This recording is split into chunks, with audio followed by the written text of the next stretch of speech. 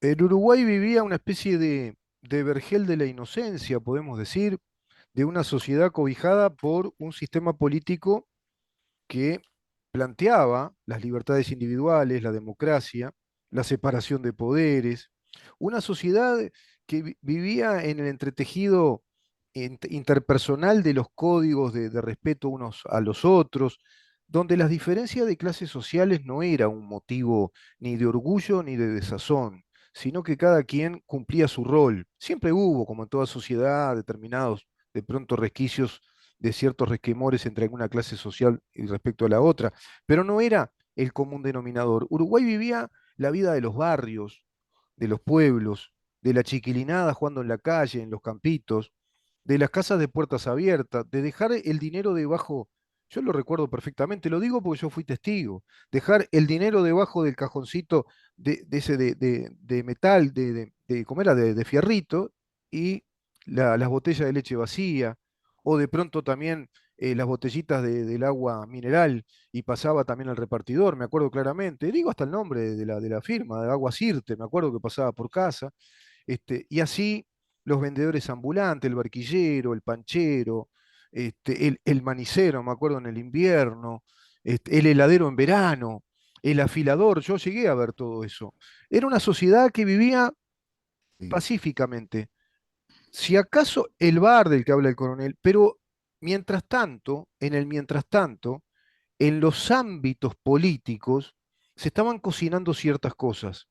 El sistema político uruguayo, al parecer, no se estaba dando cuenta que sobrevenía un proceso revolucionario desde un joven abogado llamado Collazo que va a Cuba, queda enamorado de la revolución cubana, un contexto de Guerra Fría, donde las inteligencias tanto soviética como americana estaban en pugna y necesitaron ingresar a distintos países porque se estaban disputando geopolíticamente territorios, muy especialmente en América Latina, porque estaba la revolución precisamente marxista-leninista ya, ¿no? Como un enlace Claro. de ese modelo soviético. Y comienza a experimentar Uruguay, dice el coronel Velasco, un proceso de delincuencia organizada. Y usted dio varios episodios, ¿no? Como eslabonándose en el tiempo. Y se empezaron a aplicar medidas en un momento determinado, llamadas esas medidas prontas de seguridad.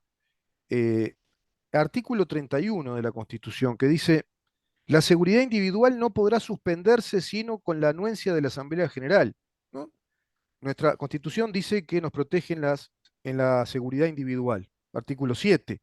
Pero acá dice, no podrá suspenderse sino con la anuencia de la Asamblea General o estando esta disuelta o en receso de la Comisión Permanente y en el caso extraordinario de traición o conspiración contra la patria, y entonces solo para la aprehensión de los delincuentes y sin perjuicio de lo dispuesto en el inciso 17 del artículo 168. Es decir, la seguridad individual no podrá suspenderse excepto cuando exista algún efecto, algún proceso, algún caso extraordinario de traición o conspiración contra la patria, y es a los efectos de aprender a esos delincuentes organizados que perpetraban la traición o la conspiración contra la patria.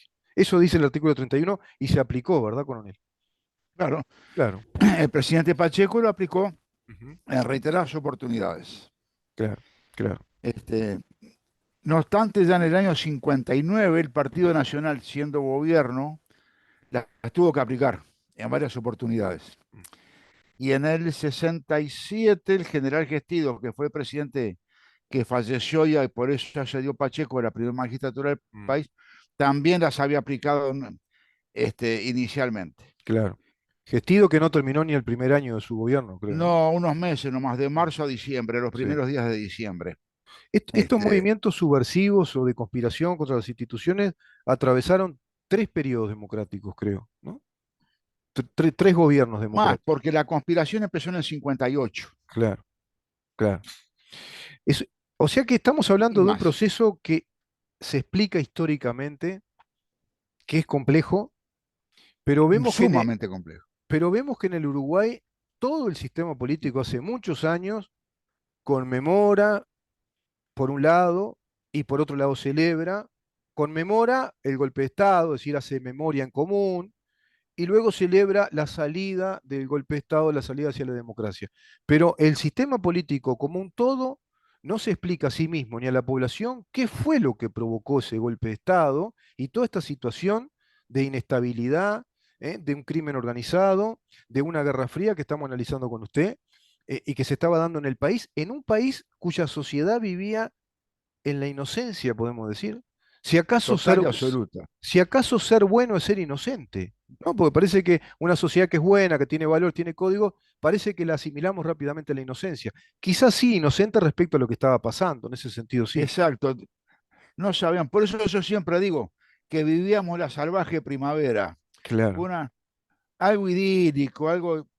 Era la época que la familia salía toda junta. claro, claro. Uno se sentaba en la puerta de la casa. Era otro país completamente diferente. Se iba a la cancha de fútbol y las hinchadas se convivían en la misma tribuna. Sí, la cancha, y al básquetbol también. También, Y después claro, hacían los grandes bailes de carnaval. claro, claro. Que iba todo el mundo. Se organizaba en el barrio y se En el organizaban las barrio, en el guirnaldas club del barrio, se hacía claro, el baile, iba todo el barrio, no importaba lo que pensara, lo que tuviera, lo que no tuviera. no. Iba todo el mundo y se divertía y pasaba bien. Era, Ujú. no, o sea, menos complicada y mucho más sana que ahora, Claro, claro, claro. porque era Estaba mucho más a más pleno la simple, unidad, ¿no? La unidad nacional. Se claro, y era sentían mucho más simple la vida también. también, también, es cierto eso. No había tanta ansiedad por comprar cosas materiales, sino que se vivía de otra forma, se vivía la convivencia, se vivía la amistad, se vivía el compromiso de un vecino con el otro, más allá del poder económico. Se vivían más los Eran tiempos personas más. personales, los Sí, tiempos interpersonales también, las amistades, se vivían más sí, el tiempo físico de la amistad, e incluso sí, sí, amistades sí, familiares, interfamiliares, ¿no? sí, sí, sí, sí, Este coronel, sí. y bueno, sobreviene entonces el golpe de Estado, pero ¿qué pasó antes de ese golpe de Estado? Bueno, Porque ahí hay todo un momento muy en, turbulento, ¿no? en el 71, por eso dije el año bisagra, 71 y 72. En el 71, después de la fuga, hay un señor que es Mauricio Rosenkoch, viaja a Cuba a ver a Fidel para pedirle plata y armas para seguir solventando la revolución. Mm, Y ahí conoce un señor que estuvo viviendo 8 años en Uruguay, del G2 cubano, la inteligencia cubana, mm, que estuvo infiltrado en la estación de la CIA en Montevideo. mm, mm. Y le da una lista de un presunto escuadrón de la muerte. Digo presunto porque nunca se probó, a pesar de que se le adjudican 3 desapariciones, Mm. nunca se probó. Hay un libro escrito por el doctor Langón, muy interesante al respecto. El doctor Langón escribió un libro sobre ese tema, Sí, el sí, sí, sí. catedrático de Derecho. Ujú. Sí, sí, sí, sí, sí. Se llama El Escuadrón de la Muerte. Ese escuadrón de la muerte está muy mitificado, ¿verdad? Porque lo que se dice es que nunca se supo a ciencia cierta quiénes lo integraron. ¿Qué pasó con eso? No, eso, bueno, este señor Rosenkopf trae la lista que le da este Evia que estaba infiltrado en la Mm, estación de la CIA, mm, y ahí el ejecutivo del MLN resuelve aplicar lo que ellos llaman justicia revolucionaria mm. y salen a ajusticiar a presuntos integrantes del Escuadrón de la Muerte. Y doctor, acá me detengo un poquito en esto, porque esa justicia revolucionaria que se justifica atentando contra presuntos integrantes de ese escuadrón de la muerte, según Álvaro Alfonso, suena a un pretexto, él buscó por todos lados, pero no hay datos firmes, suena a un No hay. pretexto justificador de mitificar que hay un escuadrón de la muerte para justificar los atentados terroristas, Yo les voy a o sea, mostrar, para marcar presencia de que ellos tienen grupos armados, ¿no? claro, Mm. el MLN, no sé si lo Sí, logra ver, aviso a la población. Ujú.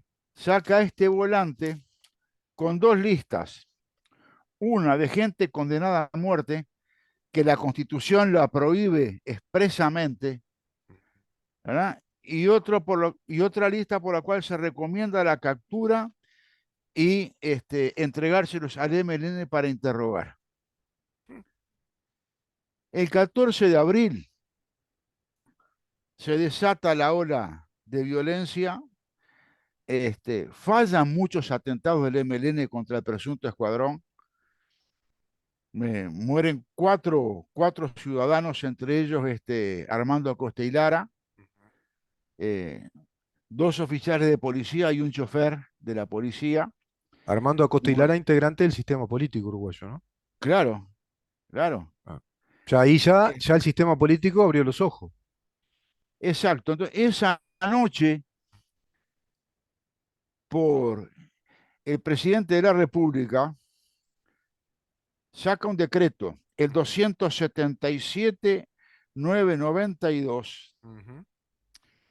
por el cual le solicita, como dice la Constitución, en el artículo 168, numerales 16 y 17, Ujú. se declare el estado de guerra interno. Exacto. Este es el La artículo, Asamblea General, ujú. Este es el artículo 168, capítulo claro, 3 de la 16 y Constitución, 17, que dice lo siguiente. Dice, el presidente de la República actuando con el ministro o ministros respectivos o con el Consejo de Ministros corresponde, y está el numeral 16 y 17. Vienen a ser, es largo el artículo, ¿eh? Esperen un poquito. sí, El artículo dice en el numeral 16, corresponde decretar la ruptura de relaciones y previa resolución de la Asamblea General, declarar la guerra. Esto es contra otro Estado, de pronto. Ahora, el sí, 17 dice, tomar medidas prontas de seguridad en los casos graves e imprevistos de ataque exterior o conmoción interior. Se correlaciona con el artículo 31, dando cuenta dentro de las 24 horas a la Asamblea General, en reunión de ambas cámaras, o en su caso a la Comisión Permanente, de lo ejecutado y sus motivos, estándose a lo que estas últimas resuelvan. Es decir, el presidente en Consejo de Ministros le comunica a la Asamblea General que asumió por decreto una medida pronta de seguridad porque hay una conmoción interior, hay grupos armados imprevistamente organizados para atentar contra la paz pública y las instituciones del Estado. exacto. Y la Asamblea General vota el estado de guerra interno por 30 días. Ese es otro dato importante, porque ateniéndose a la Constitución, se le comunica a la Asamblea General y es la Asamblea General la que La tiene que que resolver, resuelve. la que resuelve. Exacto. Claro. Decreta el estado de guerra interno por 30 días para confeccionar una ley, Mm. pero como no alcanza el tiempo, lo prorroga por 30 días más. Y a los 60 días de haberse decretado por primera vez el estado de guerra interno, la Asamblea General vota la ley 14.068, que se llama la Ley de Seguridad del Estado y el Orden Interno. Claro, claro. Es una ley muy extensa, de más de 100 artículos, se crean delitos nuevos Mm, y se le da intervención a la justicia militar, mm, agregando al Código Penal Militar mm. estos nuevos delitos a los efectos de juzgar a los alzados en armas contra la República Claro. y sacar del juego a la justicia ordinaria porque no tenía los medios necesarios como para combatir ese tipo de delitos. Claro que era un delito organizado, militar, y estas medidas prontas que se convierten en esa ley, luego de la seguridad del Estado, le confiere Claro, a las Fuerzas Armadas la competencia que tienen, por ley claro, porque orgánica dicen, militar, señores, que es defender la soberanía nacional. dice la Asamblea General, Mm. ahí está el enemigo, Exacto. vayan a la guerra, Háganse cargo ustedes. este es el marco legal Exacto. y ganen, porque no voy a mandar a las Fuerzas Armadas a una guerra para perder. O Claro. ganan o sucumben. No solo sucumben ustedes, Fuerzas Armadas, si ustedes sucumben, el Estado sucumbe, nos van a tomar el Estado. Claro, exactamente. Es eso, claro. Ese es el tema. Ese es el Era tema. la sobrevivencia de la República. Claro. No hay otra. Estaba En la base a famosa eso, proclama, ¿se acuerda, coronel? La proclama socialista con todos los puntos de si el, ellos tomaran el gobierno lo que harían, que era el socialismo a sí, la cubana, era Cuba. pero el 6 de, no me acuerdo, no me acuerdo si enero o febrero del 70, enero del 72, Sendik Mm, toma el aeropuerto de Paysandú mm. y hace una proclama, está en el libro, Sí, que sí, es una declaración de guerra al Estado. exacto, exacto. Es una declaración directa de guerra al Estado. De guerra al Estado. Dice, señores, los vamos a terminar, vamos a ir a sus casas, los vamos a matar. Sí, sí. Entre líneas dice exactamente eso. Y eso que usted, el documento que usted mostró también está ya haciendo una declaración de guerra al Estado. Porque pedir Claro, que se dé el paradero de fulano, fulano, para que sea sometido a esa o condenar a justicia muerte. clandestina y estar condenados a muerte, y una lista de gente condenada a Claro, muerte, claro, sindicada, digamos, señalada como gente que la tienen en la mira para matarla, es una declaración claro, de guerra. exacto. Claro. Entonces, ¿Y qué le estamos pasó? ¿Qué el le pasó? 14 de... ¿Qué le ¿eh? pasó, coronel? ¿Qué le pasó al sistema político uruguayo que todo esto lo olvidó? ¿Por qué no explica Eh, esto a la población, sobre todo a las porque nuevas generaciones? ahora hay un video ahí del señor Amodio Pérez que dice que el MLN Mm, financió el diario del debate, que era del Partido Nacional, mm, con parte de las libras que le robaron a Mailos. no, mm. Que Mailos, a su vez, Las había entrado adelantaba legalmente. dinero, prestaba dinero para pagarle los salarios a la policía y después se lo Sí, devolvían. claro. Y aparte ingresó legalmente las libras porque todo el mundo sabía que las tenía. Mm, Esas libras vinieron de Inglaterra para evitar que los nazis se llegaban a Londres y se quedaran con ese oro. claro. Estuvieron 2 años en Buenos Aires esas libras hasta que pudieron entrar legalmente al país. Y las mentas dicen que esas libras también quedaron en poder de Gutiérrez Ruiz, parece. Mm, Uno de los hijos de Gutiérrez Ruiz dice que el padre andaba con las libras, mm, que fue uno de los reducidores de las libras y mm. que en base a eso es que financiaron el debate. No me acuerdo en qué libro está escrito ahora que un integrante del directorio del Partido Nacional le dijo a Gutiérrez Ruiz que no lo hiciera más porque comprometía al partido. No Sí, recuerdo, tengo que sí. buscar, te he leído tanto, mire, Sí, con sí, este, he incluso le estudiado digo más, tanto. coronel, que hay que leerlo de nuevo, más específicamente, lo tengo desde los libros de Álvaro Alfonso, y también se comenta que Gutiérrez Ruiz, con determinado manejo, digámoslo así de esta manera, irregular de esas libras, fue Sí, motivo de un sicariato que parece que fue un ajuste de cuenta entre ellos. No sí, fue una víctima, como se dice, de los militares ni sí, porque argentinos. aparte dicen también que Guaylot y la señora Barredo, Mm, que fueron muertos junto con él, habían sido condenados a muerte el MLN porque en Buenos Aires se produce una fractura. ujú, Había quienes querían volver a la lucha armada y mm, quienes no querían volver a la lucha armada. ujú. Guairo y Barredo eran los que no querían volver a la lucha armada y formaban el grupo de lo que ellos llaman los renunciantes. Ahí está, ahí está. Bien, ¿Ah? sí. O sea que ese era el Bueno, panorama que nos explica por qué se va a dar un golpe de Estado. claro, pero ahí no termina la cosa. El 18 de mayo, llegando a la escalada contra las Fuerzas Armadas, matan los 4 soldados. Claro, sí. ¿Verdad? Que Y eso es, dice Huidobro, que él no había estado de acuerdo con ese operativo, porque ellos se estaban debilitando en ese momento y quisieron dar una señal de fuerza, frente a las Fuerzas Armadas, matando a esos cadetes prácticamente, ¿no? sí, ellos eran 4 soldados de Artigas, Sí. Muy que jovencito. habían venido jovencitos los 4, este, que estaban en una situación, porque aparte no teníamos instrucción para este tipo de operaciones. Claro, No estábamos preparados. Estábamos no, preparados para la guerra convencional. Incluso el armamento nuestro, que era viejo y pobre, claro. era para la guerra convencional. Claro. No era por ahí. Y ellos estaban financiados, estaban pertrechados, estaban logísticamente entrenados, tanto por ejércitos profesionales de la Unión Soviética, es decir, miembros del ejército, como del G2 también cubano, ¿no? Sí, y fueron a hacer cursos a Rusia, Claro, claro. muchos de ellos. Muchos de ellos, sí, sí. Muchos de ellos. Y muchos viajaron a Cuba donde recibieron instrucción, entrenamiento, Ujú. Sí, incluso llegaron a montar fábrica de armamentos acá. ujú. Sí, sí. Acá fabricaron granadas, estaban fabricando morteros, que es una especie de cañón con un tiro muy particular, Ujú. y armas antitanque. Y Estaban falsificación fabricando. de documentos, que era la Ah, otra, porque ellos simulaban que podían entrar y salir de la Unión Soviética. documentos y dólares falsificaban sin Topolansky era una de problema. las expertas. ¿Se acuerda del ¿Quién? video cuando Topolansky era una de las expertas? Topolansky, una de las expertas. Amodio Pérez era falsificador también. trabajaron en lo que se conocía como la columna 45, que era la técnica. Claro, claro. Tenían aparatos, tenían discos de criptografía de comunicaciones, Ujú, tenían aparatos para interferir las comunicaciones policiales. ujú. Los llamaban los captacanas.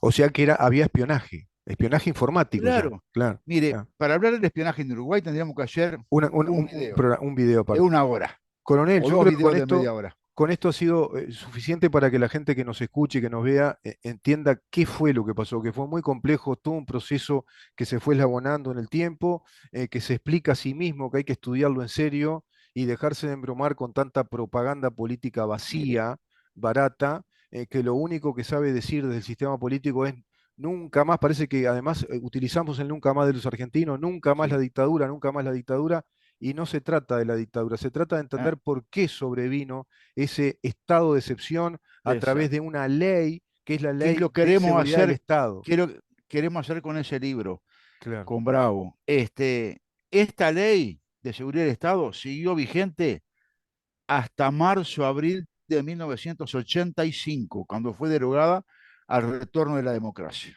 exacto, exacto. Coronel, muchísimas gracias, ¿eh? Un placer. Estamos a las órdenes. Y vamos a conversar después del panorama internacional que está bastante complicado. Y podemos conversar también de cosas esperanzadoras que están pasando en Argentina, ¿no? Paradojalmente. Sí, Impresionante. sí, sí, sí. De verdad que sí.